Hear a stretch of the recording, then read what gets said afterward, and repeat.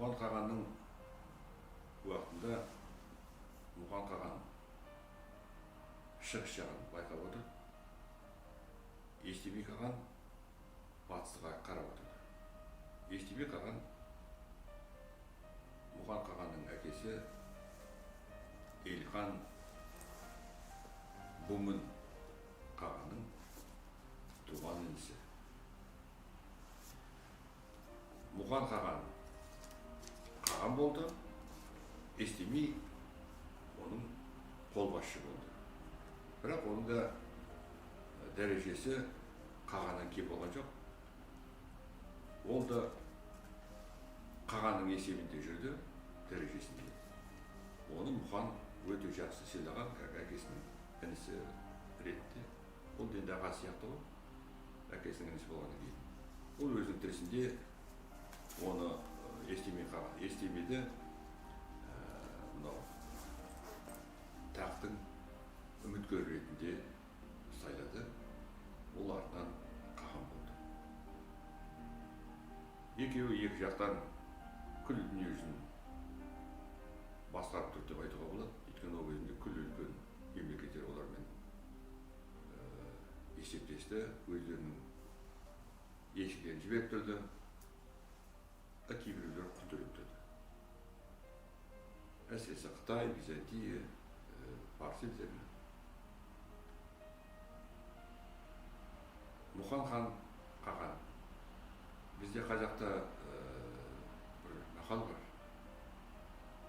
Қайта шапқан жау жаман, қайтып келген қыз жаман. Сондықтан өзінің ата жауы жужандарды енді әрі бастарын көтере алмайтын, енді әрі қайтып келе алмайтын қылып, алыс таудың ар жағына қуып салды. Содан кейін бар олар өздері тынышталып отырды. Ал енді ары қарай жаңа айттық, өздерінің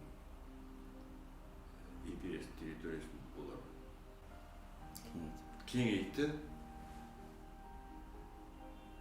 Шығыста Сары теңізге шейін, батыста Қара теңізге шейін. Сол кезде олар Қырым түбегін алды, Кавказды алды. Қазір біздің Қазақстан территориясы түгел кірді деп айтуға болады. Ертістен Жетісуға шейін. Естемей қаған Орал тауларына жоғары көтеріліп, енді қазіргі шамасы Татарстан, Башқұртстан, одан кейін барып әскеріне қолын көтереді.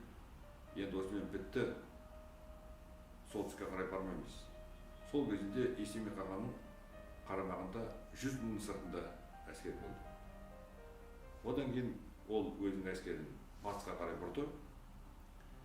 Кавказды түгел алды, Қырымды алды, Босфорға шейін барды бұғасына. Содан кейін барып Византияға қауіп төндірді. Сол кезіндегі император Валентинге айтады: сендер 10 рет ойланасыңдар, 11-ші рет алдайсыңдар. Бізде 10 қол бар, 10 саусақ, сендерде 10 тіл бар дейді. Ол сендер тілмен айтасыңдар, сендер мылжыңсыңдар, сендердің сөздерінде ешқандай нәтиже жоқ, сендермен келісуге ешқандай мүмкіншілік жоқ. Сендер бүгін бұлай дейсің, келесі күні бұлай дейсің. Сонда көрдіңіз бе, Византияның императорына сондай критикалық сөз айтқан. Сөздерінде тұрмайтын. Бізде 10 саусақ бар, сендерде 10 тіл бар дейді. 10 рет айтасыңдар, 11-ші рет алдайсыңдар. Сендерге сенуге болмайды деген сөз ғой. Бұл Еуропаның халықтарының, Еуропаның империяларының, елдерінің сондай политикасы. Ондай политика орыстарда болды. Бүгін олар саған ант ішше айтып, келесі күні өзіңе бас салып жауап шығады сыртыңнан. әуеден келе жатқан солардың өзі ұлттық әдеті, ұлттық ерекшелік деп айтуға болады. Ал біздің түрік бабаларымызда ондай болған жоқ. Олар бір сөзді, бір айтқан сөзде тұратын, ант ішсе ол өмірде оны бұзбайтын. Ал Европаның халықтары, әсіресе мына орыстар сөздерінде тұрмайды, екі сөйлейтін жай халықтар ғой. Сондықтан оларды ол кезде үлкен сыйлаған да жоқ біздің бабаларымыз. Сондай жағдай Қытайларда да болған. Олар да біресе былай деп өздерінің жағдайы қалай болса солай сатып кете берген. Сондықтан оларды тек қана жаулап алу керек, не болмаса құн төлетіп отыру керек. Сондай үлкен дәрежеге түрік империясына жеткізген қағандар, Мұқан қаған 572 жылы қайтты, Естеме қаған 576 жылы қайтты.